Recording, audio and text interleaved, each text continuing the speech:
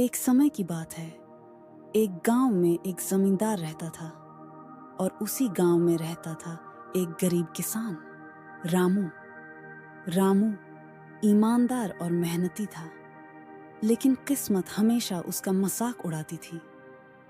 हे भगवान, बस इस बार फसल अच्छी हो जाए तो बेटी की शादी हो जाएगी। तभी वहां जमींदार आ जाता है।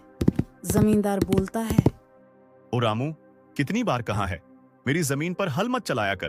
कर्जा अब तक चुकाया नहीं और चला है शादी करने। ठाकुर साहब, बस इस बार फसल होने दीजिए, सब चुका दूंगा। बेटी की शादी भी तय हो गई है। गरीब की बेटी और शादी, पहले कर्जा चुका फिर सपना देखना। ठाकुर चला गया, लेकिन रामू की आंखें नम थीं। अगले दिन रामू जमींदार के घर गया कुछ वक्त मांगने के लिए। अगर आप थोड़ी और मोहलत दे देते तो अगली फसल में आपका सारा कर्ज चुका देता। फसल फसल फसल, हर बार यही बहाना। तू जैसे लोग कभी कर्ज चुकाते नहीं। चल हट यहां से।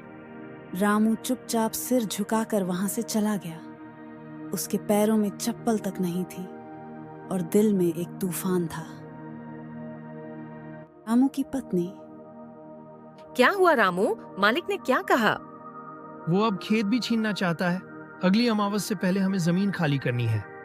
रामू की बेटी गुड़िया, बाबा, हम अब खेत में नहीं जाएंगे। नहीं बिटिया, अब वो खेत हमारे नहीं रहे। उस रात रामू सो नहीं पाया।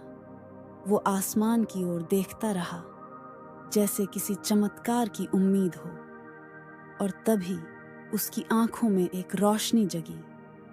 एक ख्याल आया, अगर सब कुछ लुट ही गया है तो अब डर कैसा? अब लड़ाई होगी, अब मेहनत बेकार नहीं जाएगी।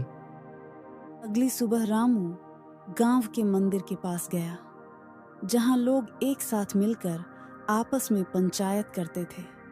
रामू लोगों से बोला, भाइयों, ये जमींदार बस हमसे हमारा खून चूस रहा है। हमारी जमीन हमसे छीन ली।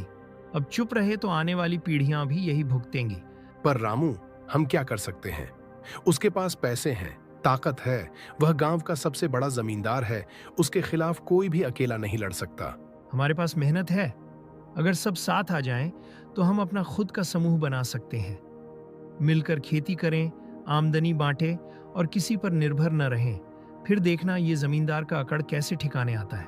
रामू के बात से लोग बहुत प्रभावित हुए।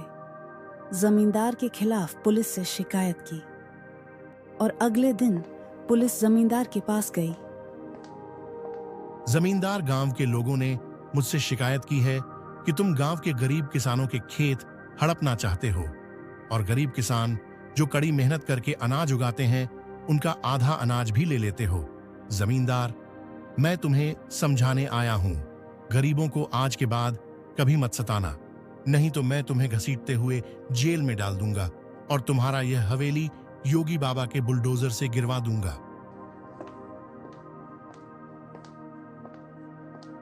अरे तेरी की, ये दरोगा तो बहुत खतरनाक है।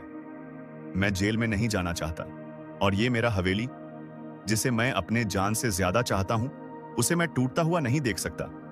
मुझे अपनी हवेली बचानी है, तो आज के बाद मैं किसी को नहीं सताऊंगा, किसी भी गरीब किसान का अनाज नहीं छीनूंगा। ऐसे ही कई महीने बीत गए। जमींदार अब किसी को नहीं सताता था। अब वह सुधर गया था और दूसरी तरफ रामू का खेत भी हरा भरा हो गया था। देखा गुड़िया, अब ये खेत फिर से हमारा हो गया। अब जमींदार सुधर गया है। अब खेत का सारा अनाज हमारा होगा। बाबा, आप तो सच्चे हीरो हो।